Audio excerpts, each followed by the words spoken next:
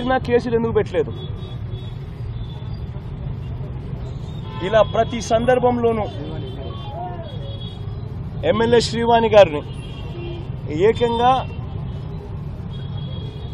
రూమ్లో లాక్ చేసేసి ఆవిడను తెలుగుదేశం పార్టీ వాళ్ళు ఆవిడను మ్యాన్ హ్యాండిల్ చేసి ఆవిడను అటాక్ చేసినా కూడా మళ్ళీ పోలీసులు వెళ్ళి ఆవిడను విడిపించుకొని రావాల్సిన పరిస్థితిలోకి వచ్చిన తర్వాత అటువంటి పని జరిగినప్పుడు ఎందుకు వాళ్ళ మీద కేసు పెట్టలేదు?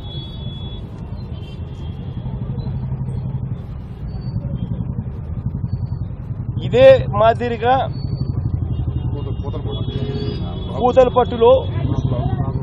పూతలపట్టులో ఏకంగా candidate SC candidate MLA SC candidate మా తరఫున కంటెస్ట్ చేసిన క్యాండిడేట్ ఎంఎస్ బాబును ఏకంగా తెలుగుదేశం పార్టీ వాళ్ళు ఏకంగా పోలింగ్ రోజు కొట్టారు.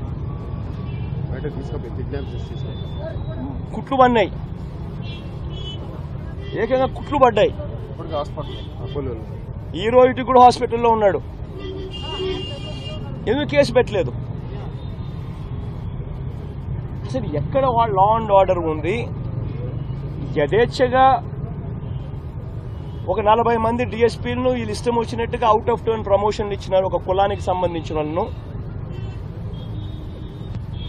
మిగతా వాళ్ళకి ఎవరికి ఇవ్వాల, కేవలం ఒకే కులానికి సంబంధించిన వాళ్ళని చంద్రబాబు నాయుడు గారు ఇంతకుముందు కూడా ఎలక్షన్ కమిషన్ మేము కంప్లైంట్ చేసినాం. అవుట్ ఆఫ్ టర్న్ ప్రమోషన్స్ డిఎస్పీలుగా ఆ డిఎస్పీలు ఇష్టం వచ్చినట్టుగా వీళ్ళ తొత్తులుగా బిహేవ్ చేస్తూ ఉన్నారు. వీళ్ళకి నచ్చిన వాళ్ళను ఎస్పీలుగాను ఇతర ప్లేసుల్లోనూ ఇంపార్టెంట్ ప్లేసుల్లోనూ లా అండ్ ఆర్డర్లోనూ ఇంటెలిజెన్స్లోనూ ఇష్టం వచ్చినట్టుగా పోస్టింగ్లు ఇచ్చారు. వీళ్ళందరూ కలిసి ఇవాళ లా అండ్ ఆర్డర్ ఇంత దారుణంగా డిటోరియేట్ అవుతూ ఉంటే అన్యాయంగా కేసులు ఎవరి మీద పెడతా ఉన్నారు? పెట్టాల్సిన వాళ్ళ మీద కేసులు పెట్టకోకుండా బాధితుల మీద కేసులు పెట్టే పరిస్థితికి ఈరోజు ఈ వ్యవస్థ దిగజారిపోయింది. ఇంత దారుణంగా లా అండ్ ఆర్డర్ దిగజారిపోయిన పరిస్థితుల్లో ఇంటర్వ్యూన్ కాండి అని చెప్పి గవర్నర్ గారిని రిక్వెస్ట్ చేసినాం. ఈవీఎంలు మచిలీపట్నంలో ఈవీఎంలు వీళ్ళు పోస్ట్ చేసుకున్న అధికారులు ఆర్డీఓలు గాను కలెక్టర్లు గాను వీళ్ళు పోస్ట్ చేసుకున్న అధికారులు ఏకంగా ఈవీఎంలో స్ట్రాంగ్ రూముల్లో పెట్టిన ఈవీఎంలను ఏకంగా డోర్లను ఓపెన్ చేసి ఈవీఎంలు బయటికి తీసి ఏ రకంగా చేయగలుగుతారు? There is a procedure for it. ఆ రకంగా స్ట్రాంగ్ రూమ్ డోర్లు ఓపెన్ చేయాలి అని అంటే క్యాండిడేట్లను పిలవాలి, క్యాండిడేట్ల సమక్షంలో జరగాల. ఎందుకు మా క్యాండిడేట్లు పిలవలేదు? ఏ రకంగా మచిలీపట్నంలో డోర్లు ఓపెన్ చేయగలిగినారు స్ట్రాంగ్ రూమ్ డోర్ను? సో అది కూడా గవర్నర్ గారి దృష్టికి తీసుకొచ్చాం. పారామిలిటరీ ఫోర్సెస్ పెట్టాల్సిందే, స్ట్రెంత్ ఇంక్రీజ్ చేయాల్సిందే, రాష్ట్ర ప్రభుత్వం పరిధిలో నుంచి సెక్యూరిటీని బయటకు తీయాల్సిందే, కేంద్ర ప్రభుత్వం పూర్తిగా కంట్రోల్లోకి తీసుకోవాల్సిందే స్ట్రాంగ్ రూమ్స్ అన్నిటినీ. అక్కడ పెట్టిన సీసీ కెమెరాస్ లైవ్ ఫీడ్ కలెక్టర్ల కార్యాలయానికి కాదు పెట్టాల్సింది, డైరెక్ట్గా election commission state election CEO Delhi CEC డైరెక్ట్గా వీళ్ళకే ఆ ఫీడ్ లైవ్ ఫీడ్ పోయేట్టుగా చర్యలు తీసుకోవాలి.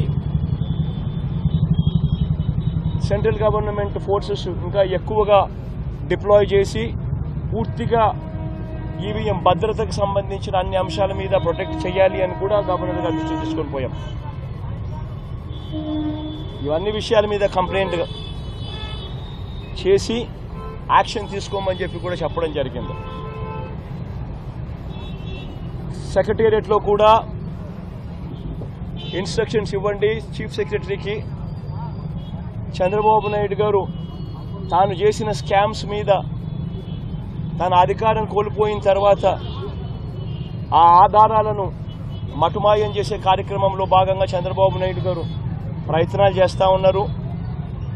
ఇది కాక తనకు సంబంధించిన వాళ్లకు, తనకు సంబంధించిన బెనామీలకు, కాంట్రాక్టర్లకు విచ్చలవిడిగా చెక్కులు వాళ్ళకు మాత్రమే ఇచ్చే కార్యక్రమాలు చేస్తూ ఉన్నారు. ఇవన్నీ కూడా కంట్రోల్ చేయండి. ఇది ఓట్ ఆన్ అకౌంట్ బడ్జెట్ కాబట్టి కొత్త ప్రభుత్వం వచ్చేదాకా చంద్రబాబు నాయుడు గారు సెక్రటేరియట్ను కూడా దుర్వినియోగం చేస్తూ సెక్రటేరియట్ను కూడా కంట్రోల్లోకి తీసుకొని తన అన్యాయాలను కొనసాగించడం ధర్మం కాదు, అక్కడ కూడా గట్టిగా మీరు యాక్షన్ తీసుకునే కార్యక్రమాలు చేయండి అని కూడా గవర్నర్ గారికి రిక్వెస్ట్ చేసి యాక్షన్ తీసుకోమని చెప్పి కూడా చెప్పడం కూడా జరిగింది. అన్ని కేసులు జరిగింది. ఏమైనా ఉన్నాయమ్మా, అడగాల్సిన ఏమైనా ఉన్నాయా?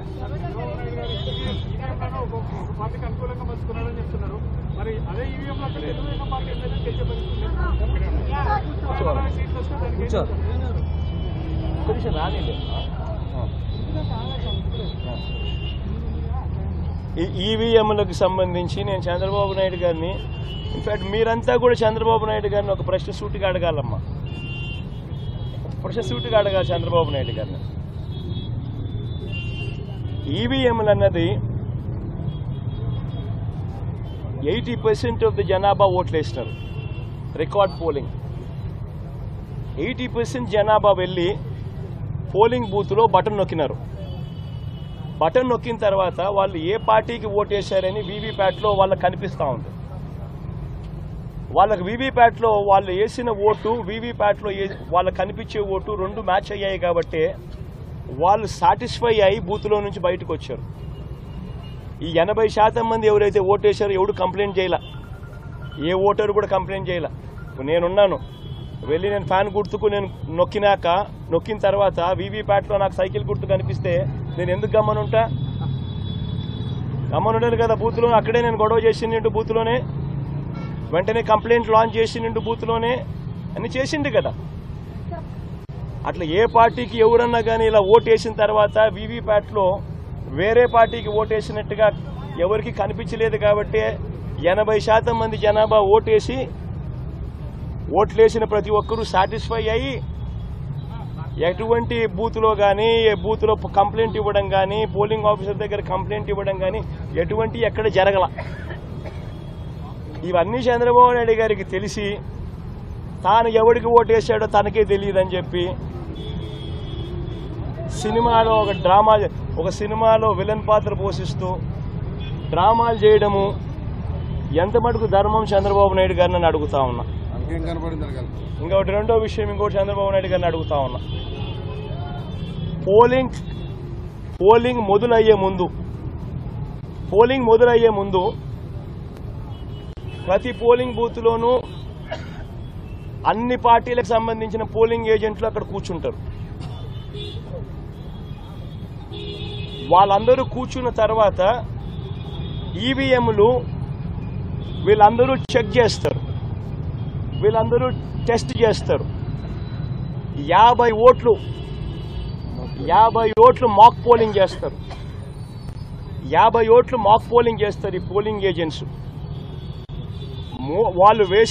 వాళ్ళు నొక్కిన గుర్తు వీప్యాట్లో వాళ్ళకు స్లిప్ ఏదైతే బయటకు వస్తుందో ఆ గుర్తు రెండు మ్యాచ్ అయినాయా లేదో చూసుకుంటారు.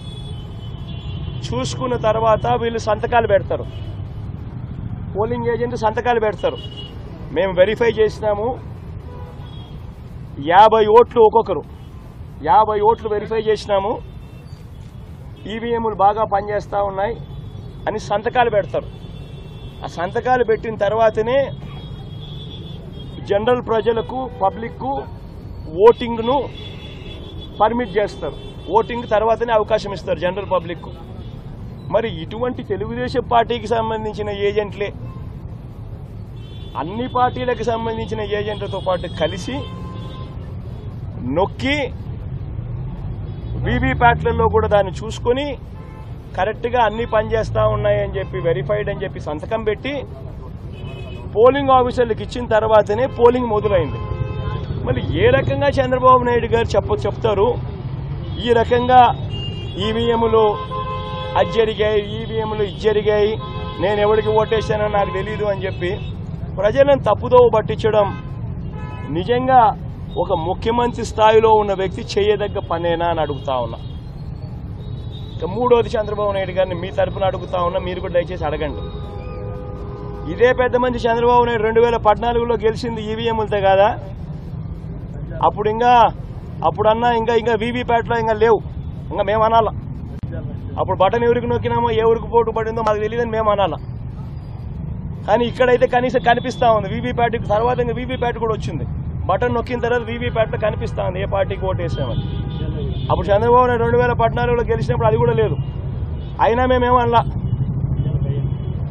చంద్రబాబు నాయుడు నంద్యాల బై ఎలక్షన్ చేసినాడు, తర్వాత 30,000తో గెలిచినాడు నంద్యాల బై ఎలక్షన్.